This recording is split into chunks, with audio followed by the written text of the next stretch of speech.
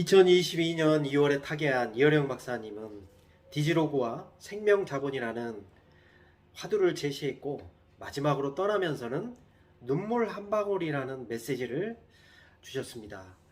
정글북이라는 책을 보면 모글리가 눈물을 흘립니다. 오랫동안 숲속에서 자랐기 때문에 동물의 습성을 가지고 있는데, 동물들은 눈물을 흘린다는 것은 아프거나 이제 곧 죽음이 가까웠다는 뜻이죠. 그 모습에 모글리도 비참해하는 그런 마음이 있었어요. 그 옆에 있었던 흑표범 바기라가 이런 얘기를 해줍니다.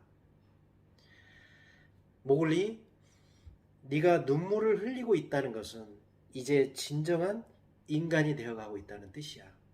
AI 시대, 로봇이 세상을 이끌어가는 시대, 그런 속에서도 우리가 인간만의 독특한 감정이 있다면 바로 눈물 한 방울이라고 얘기하는 거죠. 1988년도 서울올림픽이 열렸는데 개회식을 하다가 갑자기 정적이 흐릅니다. 그래서 많은 사람들이 그 모습을 보고 혹시 방송사고가 아닌가라고 오해를 하게 되죠. 그때 소년 하나가 나와서 굴렁쇠를 굴리면서 운동장 한가운데를 가로지릅니다. 그 짧은 침묵에 세계의 많은 사람들이 어떤 통찰을 얻게 되는 거죠. 그 기획을 했던 분이 바로 이어령 박사입니다. 비화를 얘기하자면 많은 사람들이 이 기획을 반대를 했다고 합니다. 올림픽 하면 화려함과 기술의 경연장이라고 표현할 수가 있는데, 역설적이게 정적하고 침묵을 울리는 게 과연 맞나? 라는 생각을 가지고 있었다는 거죠. 그런데 의외로 한국의 미, 동양의 미, 그리고 화합의 미를 가장 잘 표현한 기획이었다고 합니다. 대한민국에 대해서 애정을 가진 이어령 박사님은 이 책에서 아침과 함께 온 신문, 눈물 한 방울, 대한민국, 이렇게 적고 있습니다. 날마다 성장하는 대한민국을 보면서 감격에, 감탄의 눈물을 흘리고, 또한 그에 반해 어두운 그림자가 비치는 모습을 보면서 한탄의 그 눈물을 흘리는 거죠. 따뜻한 손편지로 감동을 받은 적이 있습니까? 딱딱한 기계어로 스피드 있게 메시지를 전하는 것보다 느리지만 우표가 찍힌 그 편지를 뜯으면서 오는 그 설레임과 감동이 또 무게감이 들 때가 많은 것 같아요. 그런데 여러분들의 우편함에는 어떤 것들이 좀 많이 있습니까? 저도 보면 고지서만 확 쌓여있는 것 같아요. 그런 속에서 이어령 박사님은 이렇게 얘기를 하고 있습니다. 낡은 책상 서랍 열고 눈물 한 방울, 먼 나라 소인이 찍힌 그림 엽서 한 장. 오늘 그래서 그 감성을 담아서 5월 8일 날 제가 아버지에게 썼던 편지를 여러분들에게 한번 읽어봐 드리도록 하겠습니다. 사랑하는 아버지에게, 자전거 2바퀴로 우리를 키우셨네요. 아버지 고맙습니다. 50대가 돼보니 아버지 마음을 아주 조금 알 것 같습니다. 어렸을 때는 몰랐습니다. 가장이라는 무게가 이렇게 무거울 줄이요. 자식 걱정, 앞날 생각, 건강, 일, 챙겨야 할 게 나이 들수록 커집니다. 아버지, 그 세월 풍파 다 이기시고 건강하게 살아주시고 견뎌주셔서 감사합니다. 고맙습니다. 생각나네요. 비가 많이 와도 아버지는 늘 자전거를 끌고 가셨습니다. 바람이 몰아쳐 우산 뒤집어져 비 흠뻑 맞으시고도 회사 가셔서 저희와 제 동생들을 위해서 책임감을 다하셨습니다.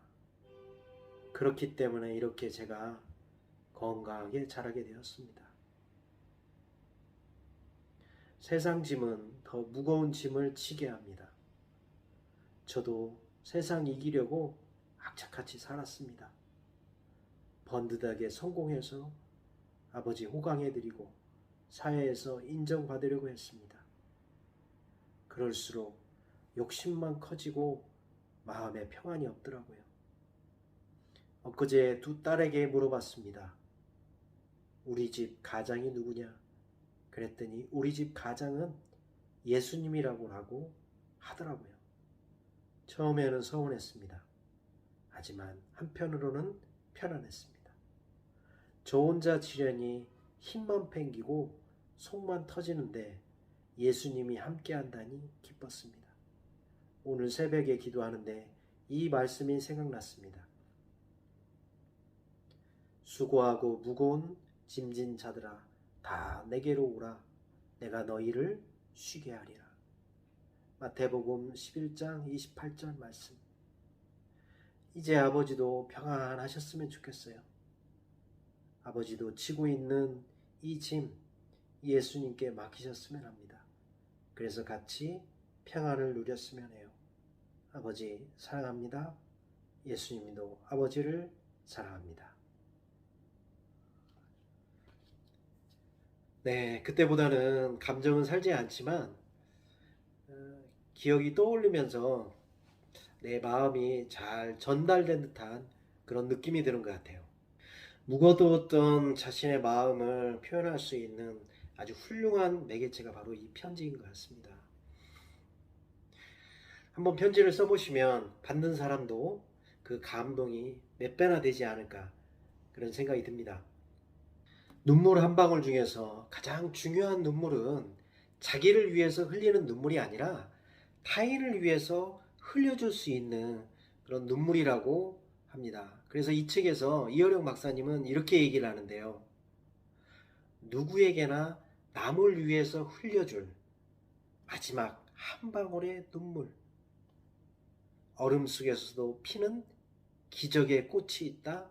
얼음꽃. 이렇게 얘기를 하고 있습니다.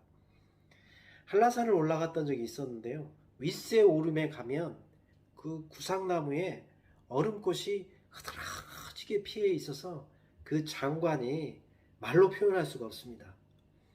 근데 생각해보면 이 얼음꽃은 좋은 환경에서 피는 게 아니라 혹독한 바람 속, 추위 환경 속에서 자신의 몸을 내어주면서 피어나는 꽃입니다.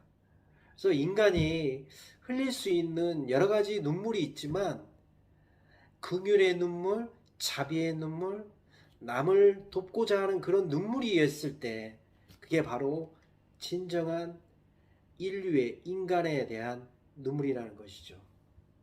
저도 생각해보면 어느 순간부터 이 이기주의가 강해지다 보니까 타인을 생각하는 마음들이 점점 식어져 가는 것 같아요. 그래서 남을 위한 기도나 타인을 위한 배려나 이런 것들이 사라지는 것 같습니다. 그래서 오늘 이어령 박사님이 얘기하는 이 말씀을 통해서 저한테도 새로운 어떤 그 행동의 전환점을 주는 좋은 계기가 되는 것 같아요. 그래서 제가 기도할 때도 이제 타인을 위해서 먼저 기도를 하고 내가 행동을 할 때도 타인의 생각이 무엇인지 먼저 생각해보고 내가 말을 할 때도 이게 배려를 위한 말인지를 생각해 볼 수 있는 아주 귀중한 한 구절인 것 같습니다. 자, 오늘 어떠셨습니까? 짧은 시간에 감성에 젖어 주변 사람들을 한번 생각해 보는 시간이 되셨습니까? 이 차가워지는 이 세상 속에서도 따뜻함으로 무장할 수 있다면 우리는 어떤 일이든 다 극복할 수 있지 않나 그런 생각을 하게 됩니다. 오늘도 이렇게 끝까지 시청해 주셔서 대단히 감사합니다.